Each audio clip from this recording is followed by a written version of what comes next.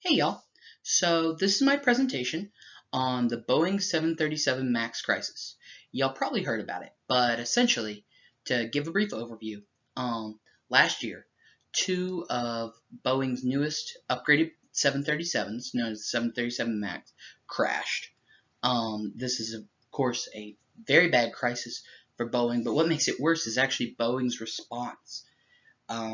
Overall, it's just very lackluster, and so this presentation is going to go into what they are lacking in crisis communication wise, and the overall response from the public, and how they could have possibly made it better.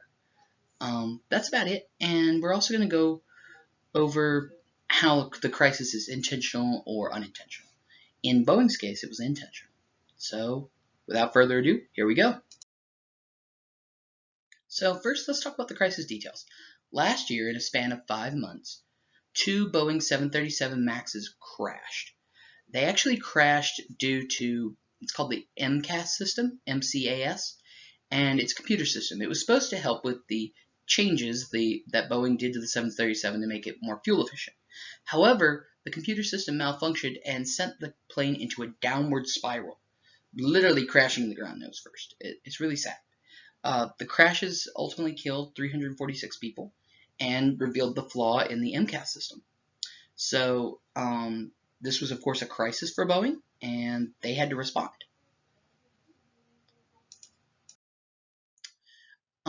Now, before we get into the response, let's talk about whether this crisis was intentional or unintentional.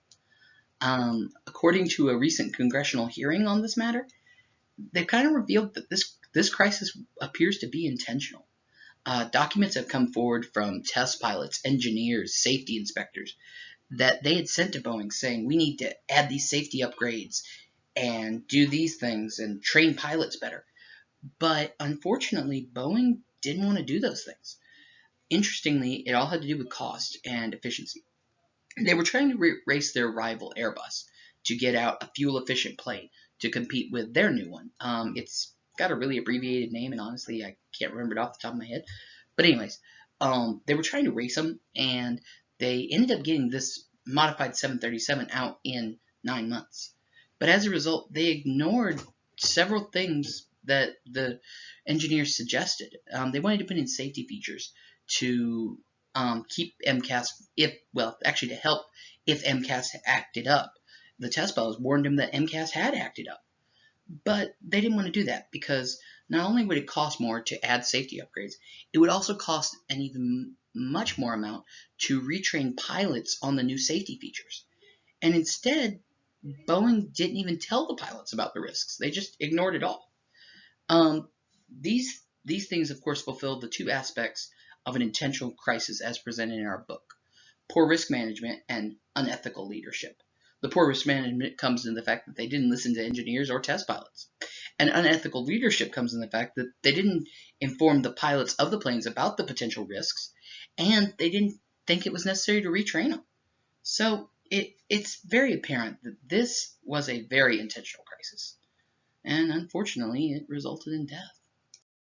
Anyways, um, Boeing could have avoided this crisis altogether if they had just followed two precepts prescribed by Ulmer in his book: possess a mindful outlook for risks and account for hazard plus outrage. If they had possessed a mindful outlook and watched for risks and tried to avoid them, they probably would have been okay.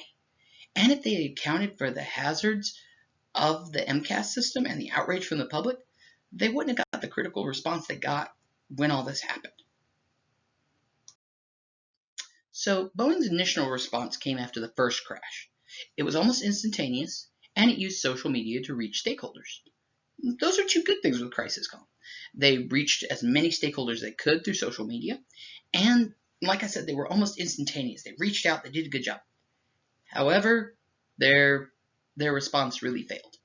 Because instead of saying, we're sorry for the death, we don't know what happened, all this stuff, they used corporate apologia as if they were being attacked.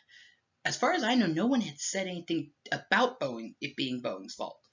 But they still used it, and they went on, and in their defense and barely really apologized for the deaths. Actually, my next one, here you go, is a screenshot of this whole thing.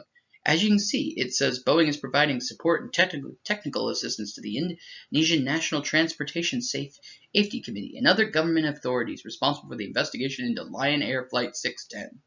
And they go on and on about that, and then only in the last little paragraph do you get, let's see, yeah, one sentence about heartfelt sympathies to the families who were lost. And that's just, first of all, it's just sad. And two, they're defending themselves and deflecting, and it doesn't look like anybody's attacked yet. So it really made them look like there was something to hide. So that was their problem with their first response. But honestly, their crisis response, when it truly became apparent it was a crisis, caused a whole lot more trouble. First of all, the response to the second crash didn't come for one whole week. There's just so many problems with this. First of all, it gives the news one whole week to frame it however they want to frame it. People assume that they're hiding something since they haven't jumped up to say, hey, no, sorry, they haven't done anything. And unfortunately, what this does is it just allows the story to be framed however it looks. Unfortunately, the crisis response contained no action except that they would find the problem.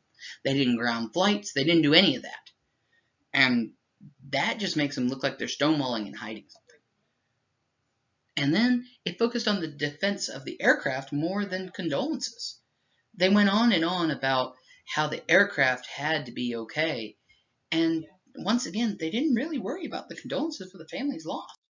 Here's a screenshot of that one. This one's actually quite a lot longer. I couldn't fit it all onto a slide, but I fit as much as I could, and as you can see, they go on about talking about the FAA and how the FAA hasn't recommended anything, so they're not doing anything.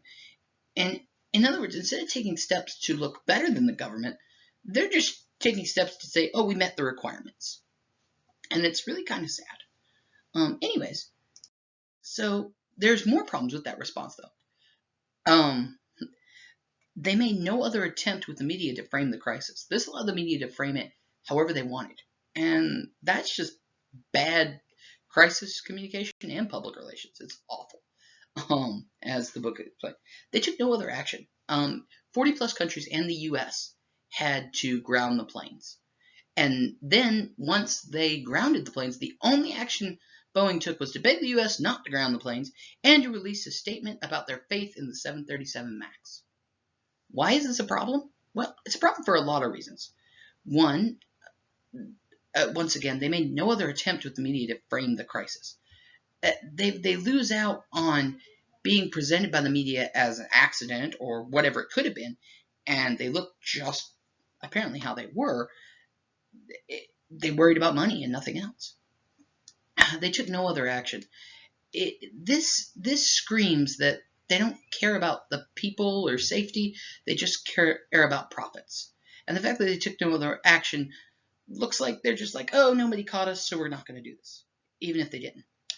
And then when the planes were grounded, they released a statement about their faith in the 737 MAX.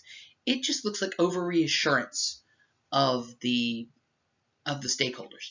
This is, of course, a problem because you can't over-reassure them of something you don't know. They didn't know whether it was bad or good, and so they over-reassured stakeholders, and that goes way against the tenets of crisis comm. In fact, it's right in the face of one of the tenets of crisis comm. So, overall, the response to Boeing is Boeing's reputation has been severely damaged. According to a PR firm I found, Boeing's actions have caused many to believe the company is prioritizing profits over people. For airline passengers, safety is paramount, and that's true. If it looks like you're prioritizing, they're going to fly with other planes. Honestly, I'm about to make a trip to England eventually, probably next year. But if it's on a Boeing plane, I probably will ask for a different plane if I can. It's just, that's a dangerous thing.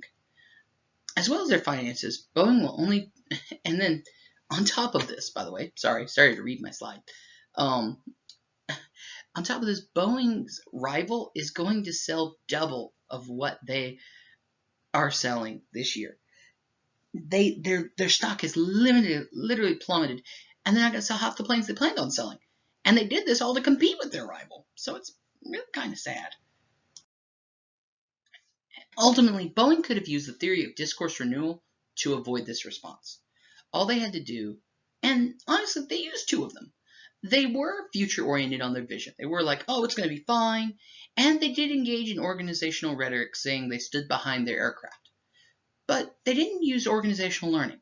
If they had just stopped after the first crash and learned from their failure, they could have avoided this whole crisis and this whole initial response. And if they had used communication that was ethical and value-based and based on the values that Boeing wanted to uphold and how they were sorry and not how they had defend the plane, they could have easily overcome this response. So that's basically the summary. If Boeing had used the theory of discourse renewal, they could have avoided all this. And honestly, their response was just so lackluster and awful. That's about it. They've done a very bad job of handling this crisis, and they've suffered for it.